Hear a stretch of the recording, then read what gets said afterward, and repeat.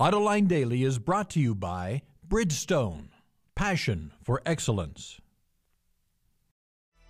Here are today's top headlines. GM expands in India, Suzuki offers a unique incentive on its new Kizashi sedan, and a designer creates a unique traffic light.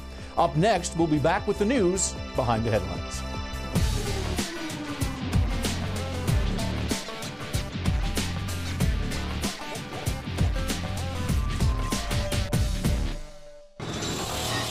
This is Autoline Daily for Friday, December 4th, 2009. I'm Rod Maloney, Local 4 business editor at WDIV-TV News in Detroit, filling in for John, who's still out in sunny Southern California covering the LA Auto Show. We'll hear the latest from him in the second half of the show. But first, here are today's top stories. As we reported, GM and its Chinese partner SAIC will form a new joint venture in India, but now we know some more of the details. According to Bloomberg, GM will transfer a portion of its stake in the Chinese venture to give majority control to SAIC. The two will form an equal partnership in India to build and sell small cars and commercial vehicles. GM's agreeing to the deal in order to gain a foothold in India and also get the cooperation of the Chinese government on other issues. The Indian alliance is expected to reach an annual production of 225,000 units by 2012. GM and Chrysler are reconsidering plans to shut down some of their dealers. The two companies are trying to avoid government legislation that would force them to keep some open.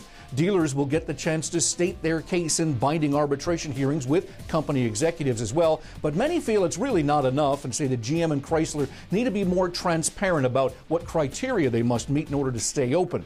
Earlier in the year, while in bankruptcy, GM and Chrysler announced they would close thousands of dealerships in order to restructure. Yesterday, we reported that Ford and Mazda are parting ways, and now it looks like GM and Suzuki may be following suit.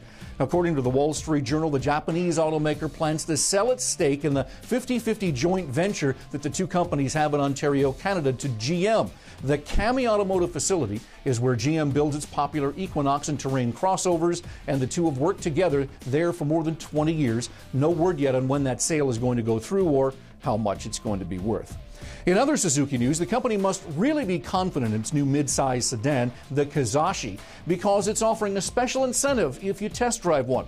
Autoblog reports that it's putting its money where its mouth is with the Kizashi Test Drive Challenge. They'll give you $100 if you try the company's new sedan and then buy either a new Audi A4 or an Acura TSX. Talk about aiming high. Now, the program runs through January 31st, 2010. There are a few other rules and stipulations, so you'll check the link in today's transcripts for more information about this incentive. Here's an interesting concept for a traffic light. Autoblog reports that designer Damjan Stankovic has come up with a unique stoplight with a built-in timer. The red light has an outer ring around it that shows how long it has until it changes. This is handy if you're rolling up to the light and it's about to go green. You can just slow down instead of stopping completely. Also, if you're stopped and you drive a car with a manual transmission, you can put the car in gear so you're ready to go as soon as it changes. It'll be also handy for drag racing. Overall, a pretty cool idea that's really a no-brainer. Coming up next, McElroy joins us from the floor of the LA Auto Show with another update.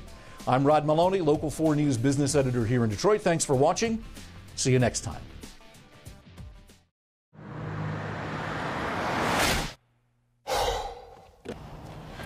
Changing tires out here could be dangerous, but with these tires, I don't need to worry. Bridgestone.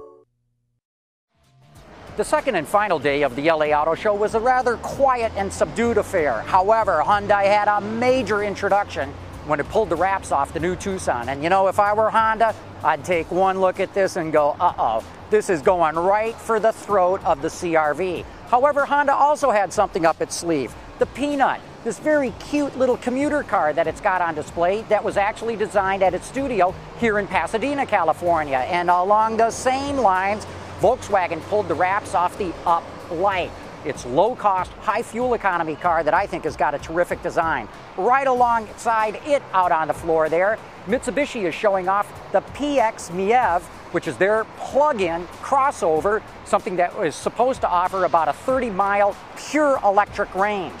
And then at the opposite end of the spectrum, BMW let us drive their active hybrid 7 Series. And what makes it so impressive is that this is a mild hybrid, that matches the fuel economy in the strong hybrid that Lexus has in the LS.